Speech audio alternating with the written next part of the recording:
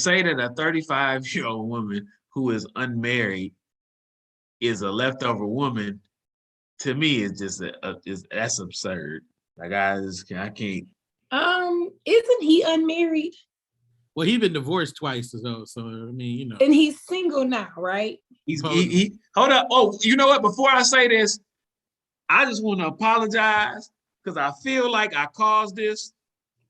On the last show, I mentioned my boy, Guy Lafleur. Oh, yeah. And Guy Lafleur ended up passing away shortly thereafter. So my condolences to Guy Lafleur, and I swear, I hope I didn't bring it about by using it, but. You want to talk about Clarence Thomas a little bit more? No. Oh, I do, actually. Good point. Yeah. Clarence Thomas. I hope you don't be stroking. Oh, look, or maybe we do want him to be stroking. Not that stroking, but stroking. Yeah, maybe we do want the left side of his face to not move. I mean, yeah, I was gonna say, yeah, that's definitely a good point. But what I was going to say, so one, my condolences to Guy and his family, but you brought up Kevin, and I'm also not sure that Kevin is not Guy Lafleur. Well, what makes you say that? His mannerisms, like the way he talks, some of the things that he says. Like a man doesn't get, like, men don't get into spats like he does with women, not straight men. Like he'd be like, hush, hush, hush, hush, hush, hush, hush, hush, hush. You're not gonna talk to me that way. Like I'm like, nah. But right. When you watch it, I'm starting to feel like he just clickbait. I think he just says shit like, who was the radio jock? Howard Stern. Mm-hmm. Like he just says shit because he knows it's going to generate some type of response in that way. I don't take him serious. I don't think he should be taken serious. Now, are there some people that are influenced by that and make decisions? Yeah. I'm sure there are. Yeah, I'm sure there are. But that's the world that we live in. That's the world that, I mean, Michelle Obama wears a dress and it's sold out because people just decide that she has what they wanted. That's the way. He's just a clown, though. Like, how did you decide that 35 was the magic number? And that means that every woman that's over 35, for whatever reason, is just a leftover. Y'all are hot and ready's in the refrigerator with no crazy bread. Well, he said no, actually with a lot of crazy bread. Right, with a lot of crazy bread. So is the assumption that the women are all crazy? Is that what it is? He said something wrong with you. Something's wrong with you. And they know it, and it can't be adjusted.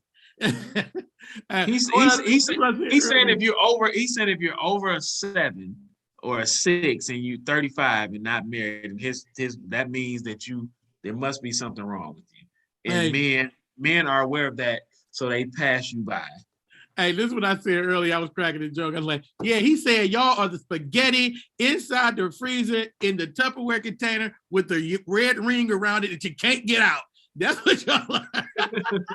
But there's such a hole and a fallacy in this, because then that would presume that no woman over 35 gets married. Right? Right.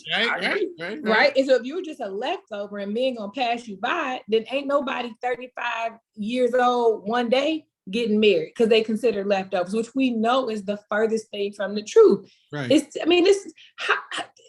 people still watch this show? This is so ridiculous. Hey, that dude, he got 1 million retweets on that one right there on the leftover woman line. So somebody watching. But you know what? I will say, right. I could see this being, it doesn't impact me because I could not care less. Mm-hmm. But I do understand the hysteria that's amplified around women, particularly Black women, and the desire to be married, and this perpetuation of a stereotype that if you're older, or if you have, children or whatever the case may be, that you're no longer worthy of a man, holding you in honor and marrying you. And I think that that's problematic for a lot of women who very desperately want to be married. I think it's a dangerous, a slippery slope for sure. What he said is, we also got to remember this key line. You're not saying they ain't gonna get married. They're not gonna marry a high value man. That's what they're not gonna marry. He doesn't say you ain't finna marry Tommy down the street, JoJo up the block, Ray and them from the hood. He's saying you're not going to get 35 and up is not gonna get a high value man. That's his point. So he's not saying I ain't finna get married. He just saying you ain't finna marry the banker, the CEO, the 6-figure, and plus making dude. Well, he didn't say that, but he did kind of. That's what his inference is. Yeah, he did. He insinuated though that you like wouldn't get Right. married at all, like you said, or inferred. Like that's not you right. Isn't there some? What's the word? I don't know. I can't think of the word. You all have to fill it in. Mm-hmm. But at some point, doesn't that become a fallacy of return, like a diminished of return, right? Because I might be 35 and not be married, but it might be a completely different scenario if I'm 50 or 55 and there's a high value man, right? He may be divorced, I may be divorced, or whatever the case may be. Isn't that delta a little bit different? So you can't just say over 35, you're done. You have people every day in their late 56 meeting and marrying. Shit, Jeff Bezos' girlfriend is over 35. Right. I mean, what are we talking about here? Right. That's and I would assume he would consider Bezos a high value man, right? right. But she over 35. Yeah. Oh no, I agree. That's why I said I think that was just. I mean, some stuff he says, like I said, has some validity. But I see the potential danger in it, right? Because it is a constant thing regarding Black people, right? Black women in particular. We are least likely to get married. We are, in terms of those type of indicators, our white Hispanic peers are more likely to get married than Black women. There's multiple reasons why that is. It's not one. There's no one single reason, but I do think it perpetuates the stereotype of the unworthiness of a Black woman. And he's just dangerous. And I've always said he was dangerous, and I continue to think that he's dangerous. I mean, now, so I did see one, though, where sometimes he does preach some realism. Like there was this one lady who was like 5'5", and she said that she was like, she said she was 165, but she clearly was not 165. You can see that was not the case. And she had 2 kids, I think. 2 different baby daddies? Huh? Was it 2 different baby daddies? I think it may have been the same. Okay. Yeah. Calm down. Don't start that shit, Freeze. Not tonight. Yeah, I think it may have been the same. But she was like, seriously, and I'm not trying to clown. She really was like, at the best, she was average looking. She like hadn't graduated. I think she only had a high school like degree, and she was like, yeah, I feel like if I talk to another average guy, like I'm lowering my standards, I'd be settling. He was like, what?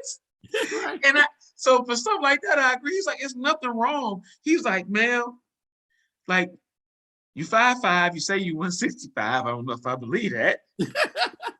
But let's just go with that. He was like, and you know, you're average. Like, he was like, it's nothing wrong with being average. He's like, but there's also nothing wrong with you like settling down with an average man. He was like, there's nothing wrong with that. He was like, so you're saying you're settling or that's beneath you, like that also prevents you from getting married. Because if you're looking for somebody in this upper echelon and you're here, the likelihood of you getting that person in an upper echelon is slim to none. And that I do agree with. Yeah. Like when he says that type of stuff, you have to be realistic about yourself. Now, that doesn't have anything to do with self-esteem and thinking that you like, you know, fine or pretty or handsome. Like you should have self-esteem, but you also need to be a little bit realistic. Like he said, he was like, first of all, as soon as a high value man took you into the room, you would be disqualified based on that big ass chest tattoo. And I'm like, he's right. Like, you know, on some stuff, I'm like, no, that's correct. Like, if he took you into the room. I don't know about this. I think people like what they like. And I'm going to say that too. Thank you, Dad. Yeah. I think people like what they like. And you can't say because somebody is 5'5", 165, that that's going to automatically disqualify he or she 165. That's what I'm trying to tell you. That's what she said. Okay, 5'5", 180. You can't automatically do that because it was It's linebacker. there was a game, whatever. Mookie Betts was at a basketball game and he had his wife with him. Mm-hmm. And she's a heavier set girl, right? So if you don't know who Mookie Betts is, he plays basketball. Plays baseball. Yeah. I think it's one of the largest contracts in baseball history. But she's a pretty heavy set girl. Mm-hmm. And I'm not saying pretty and cute, but I'm saying she's just heavy set in that way. And the comments when they took a picture and posed, it was like, oh my God, he could do better and this, that. And I'm like, but how can you decide what works for him? Right. Right? You can't make a decision. This is who he married her. There's no question about his decision to be or not to be with her. No, she's not model size. And that was okay for him. So to just have these blanket dispositions like, oh, because you're this high in this age, it automatically disqualifies you. You don't know that. You don't know what people do. It doesn't automatically disqualify you, but there's a very low percentage. Okay. It's just like everybody that plays basketball ain't gonna make it to the NBA, right? Everybody play basketball in high school, college ain't gonna make it. Just a small percentage is. And I'm not trying to tell you that what you said is wrong. I'm not disagreeing with that. I'm just saying that an individual that has certain statistics, we'll just leave it at that, that is looking for a man that makes a certain amount of money, that does this, that does that. That man is typically looking for a woman of a certain level or ilk or like cultural status. His wife might be heavyset, but probably also can take her to whatever situation and she knows how to function, she knows how to act. Like, no. And I'm not saying no girl didn't. I'm just saying those are all other prerequisites. I don't know Mookie Betts' wife's background. Y'all be giving these dudes way too much credit. Who said they know how to fucking act? What are we talking about? I didn't say they know how to fucking act, but they got fucking act money. So it doesn't matter how they know how to fucking act. Okay. I'm not telling you I agree with it. I'm just telling you that's what it is. I didn't say that I'm like, oh yeah, that's how, I'm not saying that at all.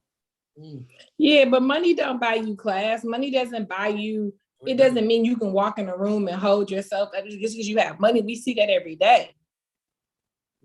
I agree. I'm just still, what we're talking about though here is a dynamic between men and women and quote unquote high value men that make a certain amount of money. Now, I'm not trying to tell you that you won't see a dude that's doing very, very well with a lady that you may not think is quote unquote, that the general public may not think is up to his standards. You very well may see that. I'm just saying that it's going to be a small percentage of those individuals of that group that you see like that. That's all. Hey. Okay. As long as you got two baby daddies, you're cool with me. I mean, how's that different than you a leftover at 35? It's the same thing. No, it's not. That's not the same thing. Two baby daddies is the ball game. You can be.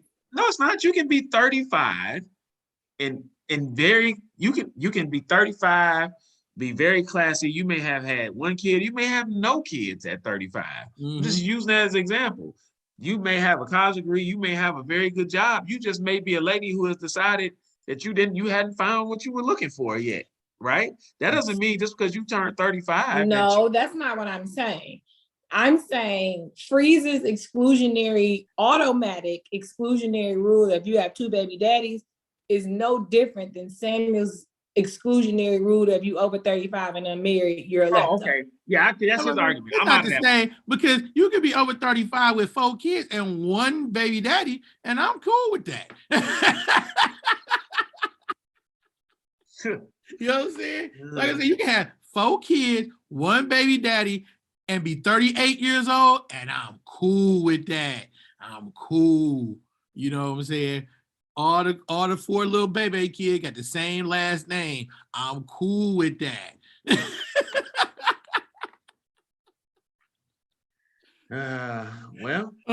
I know Danny's face right now is like. I'm just not even gonna respond. I'm just not gonna respond. Listen, what wouldn't surprise me, what wouldn't surprise me is if one of these days Kevin gets bum rushed and tackled on the street by